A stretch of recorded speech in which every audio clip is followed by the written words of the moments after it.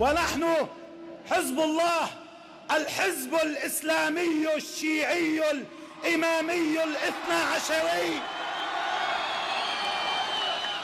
نحن شيعة علي بن أبي طالب في العالم. Oftentimes, the militant organization also invokes notions of religious unity between Sunnis and Shi'as and Arab nationalism as a way to acquire constituents.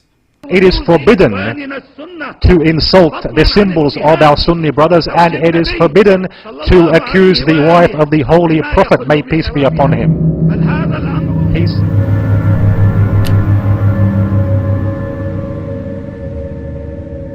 Ayatollah Ali al-Khamenei. از بین شیعیان که فقط مسئلهشون مسئله نادانی نیست، مأموریت دارن برای اینکه بیان به مقدسات اهل سنت اهانت کنند، برای اینکه ایجاد اختلاف کنند. من عرض میکنم رفتار هر دو گروه حرام شرعی است و خلاف قانونی است. However, Khomeini holds and promotes various anti-Sunni beliefs and by extension would apply to Khamenei as well. Although during the 1979 Iranian Revolution, Khomeini openly called for Sunni Shia unity, his books contained statements that contradicted the revolutionary slogans of unity and brotherhood. His statements, which called for unity, were very well known, yet played on the emotions of many Muslims during a time in which the heightened political climate in the Middle East was shifting as pan-Islamist movements, mainly initiated by Iran, began to manifest. During the days of the revolution, Khomeini's statements of unification were as follows. Muslims should be awake, Muslims should be alert, that if a dispute takes place among Sunni and Shiite brothers, it is harmful to us all. It is harmful to all Muslims. Those who want to sow discord are neither Sunni nor Shi'a. They are agents of the superpowers and work for them. Shia and Sunni brothers should avoid every kind of dispute.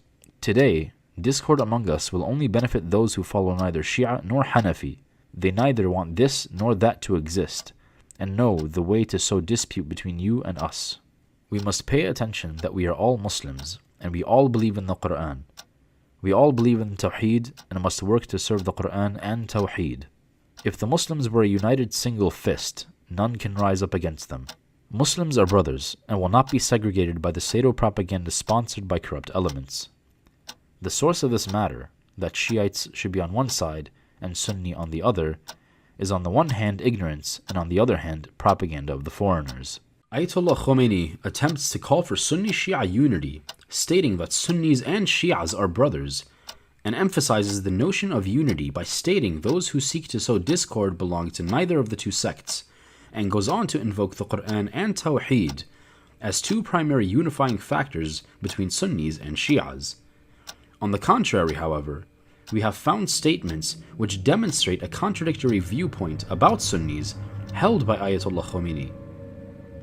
He states in Al-Makasib al-Muharrama, Volume 1, page 251, when commenting on the narration of their Imam, which states, backbiting, or ghiba, is when you say about your brother something that Allah has concealed. Khomeini's commentary states, when it comes to explaining it, we took brotherhood into consideration, but the rest of the Muslims are not our brothers, even if they are called Muslims. And on the same page he says, and one should not doubt that all of the narrations about backbiting are only talking about the believer who is loyal to the truthful Imam alayhi salam. And on page 250 he also says, and those narrations mentioning a brother do not include them, the Sunnis, as there is no brotherhood between us and them, after it was made obligatory to disown them and their sect and their leaders, as the narrations and usul stated. Although Khomeini's slogans and quotes appeal to the emotions of Muslims, both Sunnis and Shias, across the region during the days of the 1979 revolution, ultimately, they rendered hollow and were meaningless. When one looks to his books, we find many other statements that contradict the aforementioned calls for unity. Rather, we discover his ill sentiments towards the Sahaba and Sunni Islam in the following excerpts. The following excerpt is taken from Kitab al-Tahara of Ayatollah Khomeini, Volume 3, page 457. As for the other groups of the Nawasib, in all actuality the Khawarij, they are to receive more punishment than the Kuffar, yet this does not prove them to be najis.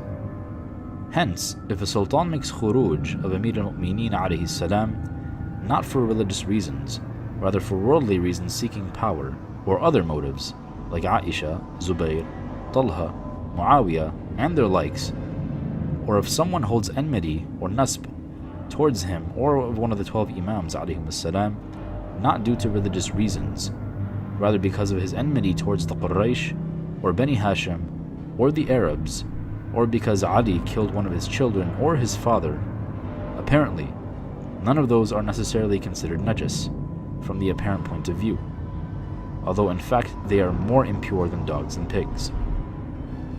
As seen in the aforementioned excerpt, Khumainy attempts to conflate the Sahaba radiyallahu anhum ajma'in with dogs and pigs, and thus renders them impure. In an additional excerpt from Ayatollah Khomeiny's book Al-Wasiyya al-Ilahiyya al-Siyasiyya, on page 27 he states, "I claim with full confidence that the Iranian people and this crowd of millions in this era are better than the people of the Hijaz in the era of the Prophet Muhammad sallallahu alaihi wasallam, and better than the people of Kufa and Iraq during the days of Ali alayhi salam and Hussein ibn Ali alayhi salam, and the people of Iraq and Kufa have mistreated and wronged Amir al-Mu'mineen Ali alayhi salam, and they have disobeyed him, and he complained much about them, as recorded in the books of Hadith and history books. And the Muslims of Kufa and Iraq have done what they did to Imam Hussein alayhi salam, the master of martyrs. Those who did not commit the crime of killing him either ran away from the battle or watched until the crime was done. However, we see today that the Iranian people, with its organized armed forces, uniformity, guarding, and mobilization, and therefore the strength of the Iranian people is from volunteers on the front lines, and the masses are behind those fronts eagerly and passionately ready to make sacrifices.